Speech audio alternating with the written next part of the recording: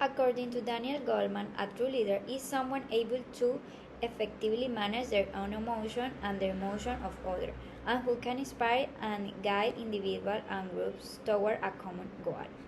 According to him, there is 6 basic styles of leadership. Coercive. It's the best to use coercive leadership when you need to fix a problem quickly and effectively. Authoritative. Authoritative leaders give their team a general direction and goal to achieve, but let them reach that goal in whichever way they deem appropriate. Affiliative. They want to create a positive work environment for the team members and are big at giving pride. Democratic. Under democratic leadership, every team member has a valued voice to management generally wants to hear from the workplace and topic more flexing and collaborate, but they comes with a price. Louder, more frank between to discuss every noise, action, on ideas. So the fifth style of leadership is called pace setting. That means that as a leader, you have to talk the talk daily in your company, and you know the importance of setting a good example for your team and having high standards for their work. And the final style is called coaching. That means that the leaders focus on the personal development of the team member, and they have to work one-on-one with their employees to achieve excellence. There are some examples of leader according his theory. 1. Nelson Mandela. Mandela was a great leader who demonstrated emotional intelligence and in his ability to manage his own emotion and connect with others. He was able to build relationships with people from diverse backgrounds and inspire them to work together to work common goals of aiding apartheid in South Africa. Lincoln. Lincoln was another leader who displayed emotional intelligence in his ability to empathize with others and managers. His own emotional during time of great stress and crisis. He was able to inspire and motivate people during the Civil War and bring the country together after it ended. The personal attitude that a leader must have are the following: be a positive person, be an example to follow for the other member of the team, and take control and have the power to decide. On the other hand, some of the skills that this person must have are and the power to know how to lead a certain group, the resolution of the problems that arise in the company, and perseverance. So, hello, thank you for being here and having accepting this invitation for an interview. Can you please give us some explanation about who are you and what company do you have? What are you doing? Yeah, sure. My name is Ricardo Valencia. I'm 22 years old. I'm Peruvian. I have a chocolate manufacturing business in Peru. We basically provide services for other companies that want to develop chocolate related products, and we do research and production for them. Okay, very interesting. Okay. Why do you recognize yourself as a leader? I think in my case it's more of a situational. I think for because I started and I founded this business. When I started hiring people, they automatically looked up to me as a leader. They looked out and they wanted to learn the process because I had all the knowledge.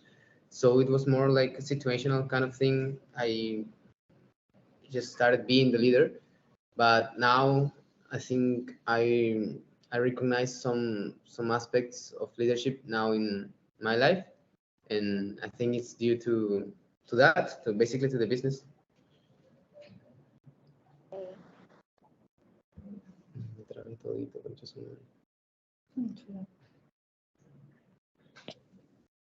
Do you consider that emotional intelligence as a positive influence on the performance of your activity?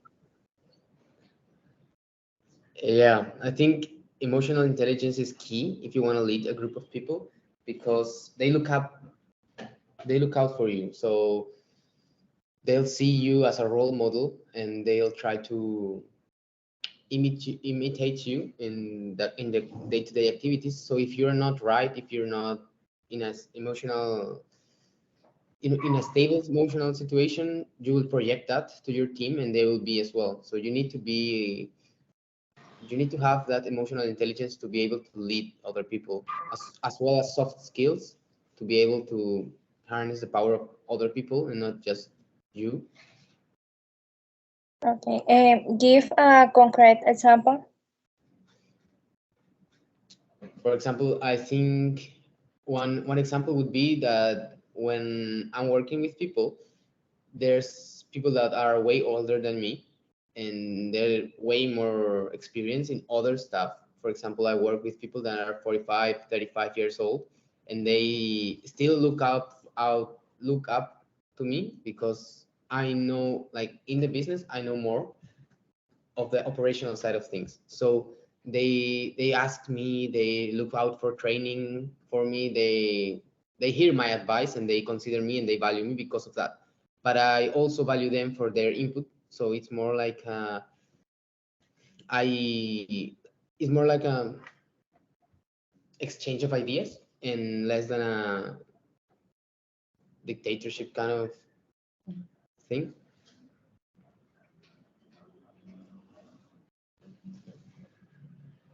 Which of the leadership style do you identify and why? I think pace setting would be one because the way I identify leadership is you see someone that's doing what you want to do or is it's already a master of something you want to learn and you look out to him and you try to learn what he's doing. So I think a leader should be that. A leader should lead with example and should let other people know how it should be done. A leader can't just tell people to do things and not show it because they'll they'll need the first guidance in order to start doing things. But I also think democratic would be a good example of leadership of my leadership style because I value everyone's opinion. When we're doing stuff, we have so many people of so many different ages and backgrounds, and they have their inputs, and I think they're valuable to the process, to designing new process, to creating new products. I always ask around, hey, what do you think of this product? What do you think of the taste? What do you think? And in overall, what's your opinion? And we try to have everyone's opinion before launching a product. How could you put each of the style into practice?